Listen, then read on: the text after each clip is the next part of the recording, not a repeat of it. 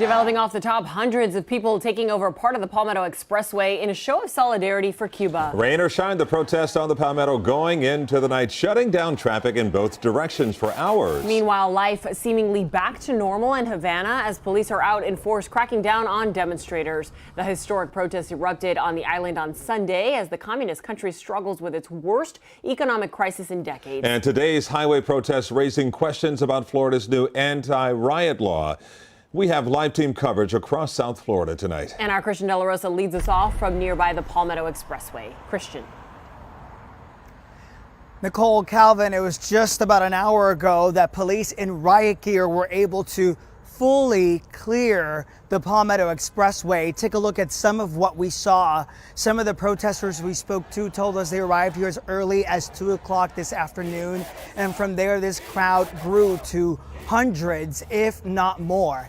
And this is what they wanted. They wanted to make a statement. And in speaking to some of these protesters, some of them tell us they wanted this to escalate because they want to make national headlines. They want to deliver a message to the White House demanding President Biden takes more action, tough actions, decisive actions in Cuba. Go ahead and take a listen.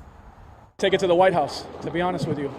I think Joe Biden has to make some moves, help Cuba out as much as possible. I'm staying because Cuba people, they're standing in the street in Cuba, they're dying because of the repression, and I'm standing here because of them, because we want an intervention, because we want Biden to stand up for Cuban people. We're here peacefully, and we're going to stay here peacefully. We're here and we're willing to get hit. Even if they want to hit us, we're going to stay here. We don't care. So many of them wanted to stay. They said they were ready for a standoff with police in riot gear, but that didn't happen. Law enforcement officers, so patient. They had so many conversations with these protesters until eventually they were able to convince them to step down. And then you talk about the massive backups that this created. The Palmetto Expressway shut down for so many hours. So many drivers so upset and asking why were these protesters allowed to shut down the Palmetto Expressway for so long, not to mention violating the anti-riot law championed by Governor Ron DeSantis shortly after the Black Lives Matter protest from last summer. We posed this question to an FHP spokesman. Take a listen.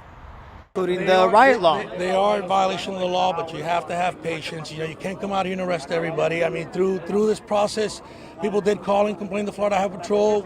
We worked through it. We're working. There's dialogue, and we're working to an understanding where we were able to open the roadway, and maybe tomorrow they won't be back out here. So you heard it right there. FHP saying they exercised discretion. We spoke with many of these protesters. They tell us they plan to be back out tomorrow. We asked FHP if they plan on having this much patience with them moving forward. We didn't get a straight answer. We're live in Southwest Miami-Dade. I'm Christian De La Rosa, Local 10 News. It was quite the night. Thanks, Christian. Protesters also blocked the streets along Okeechobee Road in the middle of rush hour. And they marched to the Southern Command office in Doral, and that's where we find Local 10's Roy Ramos, who picks up our team coverage. We have been watching as these protests have been popping up all across the South Florida area. These protesters calling for an end to the communist regime in Cuba, a regime that's been up and running for the past 62 years. And they feel the only way that can stop is with the intervention of the U.S. government. For that reason, the latest protest brought right here outside of Southern Command in Doral. This group calling on the U.S. to help. For the third day, Cuban Americans have taken to the streets in South Florida to show their support for the country of Cuba, now in a humanitarian crisis. They're getting repressed by the government. They're getting killed every day. They have no food, no medicine. In solidarity with the thousands of Cubans who continue to protest on the island nation, calling for an end to a 62-year-old communist regime, this group of hundreds took to the lanes of traffic on Okeechobee Road near the Palmetto Expressway, honking their horns, chanting Patria y Vida, country and life, while illegally lying in the lanes of traffic to get their message across. But we just want to send a message to the president. We are here. We need the United States to go in there. We need support. What's happening right now? As you can see, that this is them demonstrating how they feel about their nation.